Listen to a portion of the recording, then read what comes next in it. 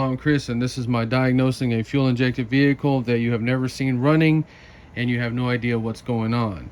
Now, this has to be a recently running. I don't know if it's been 5 days or 5 years, but it doesn't run. It costs $400 to get this thing towed.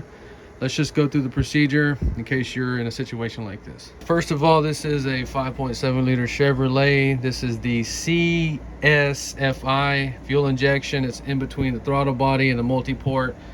Some people love it, some people hate it, but it doesn't matter what type of fuel injection, the process is always the same. So the first thing you do is you remove any kind of plastic duct work so that you can put gas or starter fluid straight into the engine right here.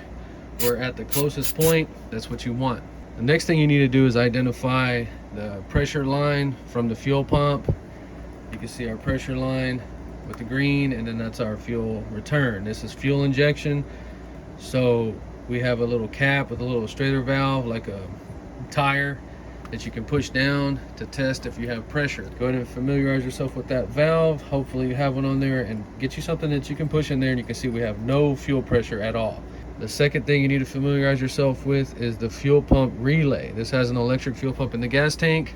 It's actually right here, has a wiring diagram. Doesn't really matter, you're gonna find the two bigger wires and jump them. That's 30 and 87. 85 and 86 is the electromagnetic switch.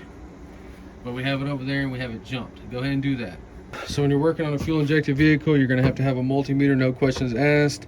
If you don't have one, at least go buy a $30, $40 one from Home Depot. You don't need an expensive one. We have a spark plug tester and we have a test light. You have to have this kind of stuff when you're troubleshooting something for the first time. So recap on the most important stuff. We have a place that we can pour gas or spray starting fluid in at the closest point to the engine. That's good. We've identified the pressure line from the fuel pump, the valve, done. We went ahead and bypassed the fuel pump relay because we don't need to be playing games out here. Done. So fuel injected vehicles, you have to have good voltage. You need to get you a battery charger out here, and that battery has to be 100% good. You cannot play games on a fuel injected vehicle with a bad battery. This battery right here was 100% no voltage, completely freaking dead. So go ahead and get a battery charger on there. If the battery's completely dead, you want to put it on a trickle charge. We have it on regular charge because we've already been charging the battery. See, it's good. You have to be 100% sure that you have adequate voltage. You see that right there. We're good. So we're out here at night working like a ninja. I don't care what the gas gauge says. You need to get you a big gas can, at least 5 gallons, fresh gas, and pour it in there. You'd be surprised how many people start trying to troubleshoot and diagnose and they don't even have any gas in the freaking gas tank. Next thing you want to do is you want to get your test light, ground it. This is an aluminum body P30 van. Oh God. So we got 13.6 volts on that battery. We're 100% good. This one has a special switch right here. Go ahead and try to turn your ignition on and hopefully everything lights up. First time doing it, let's see. Oh my God. All right. First time hearing this thing. Does it have AC? What the heck? So now you need to go in here to your fuse box with your test light that's grounded. Got ignition on, grounded test light, and you need to check and go through every single fuse on here. Both sides of it should light up. Some might need the engine running to work, but you're paying attention to the important ones. ECM battery, ECM. Those are the important ones that we need for the engine to run. So we have our fuel pump relay bypassed, and you just want to confirm that that paper clip that I used is energized. We have 30 and 87 jumped. Go ahead and do that. So this is a 1999, and whenever you hit the ignition, it'll run the fuel pump for about 3 seconds. It'll go bing and then shut off. It does that just to build the pressure up in case it's dropped for some reason. So go ahead and do that a few times. So we're seeing if we can build any pressure up. And notice I haven't even started this thing. What is the point of trying to start something that you know doesn't run? We paid $400 to get this thing towed. What is the point? So now we're gonna go down here. We got something that we can stick in there. This thing should squirt gas in my mouth right now. Let's see. Nothing. It has no fuel pressure. What the heck? Keep messing with it. Keep doing it. See if we're getting some pressure. Makes noise, something. Come on. Oh my God. Keep doing it. Keep doing it. Is it doing something? All right, we're getting some fuel. But in case you don't know, on a fuel injected vehicle, the lowest I've seen them run is about 17 psi. This has like 1 psi, so there's no way in the world this is going to run, but we're hoping that it can pump up for some reason. This is an indication that our fuel pump relay is 100% jumped, and we're getting power to the fuel pump. Illuminate that, but we just need to get this pressure.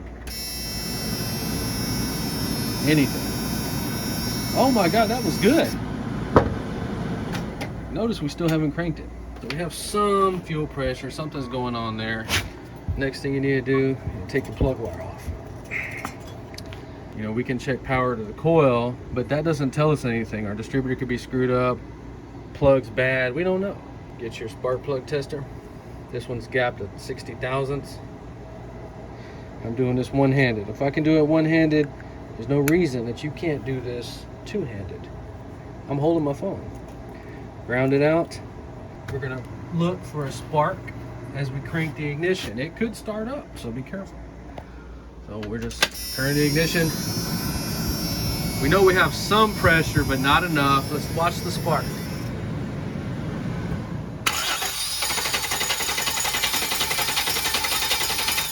So we have spark, that's very good. Go ahead and put that plug wire back on. And let's check for fuel pressure, because we noticed it didn't fire. What kind of pressure are we getting? We don't have any fuel pressure now. Check it again. Oh God, dang it. All right, if it sprays all over like that, let that stuff dry or wipe it off. Don't try to start it right now. You can burn your whole freaking car down. Don't do that ever. Let's check it one more time. Look, it's gone. What the heck? So obviously our fuel pressure is being very inconsistent.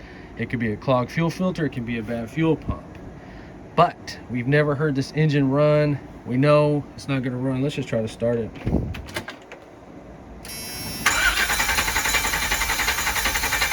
All right, don't even waste your time on that. If it's not gonna crank, it's not gonna crank. Our last resort is to spray some of this in there, and we're gonna pulse it or spray it every 2 seconds. Try to keep this engine running and listen to it and make sure it doesn't have no knocks or clicks or spraying oil out the side or just anything weird like that. So we're gonna spray an amount like that in there. Don't spray way too much. We're gonna start it up.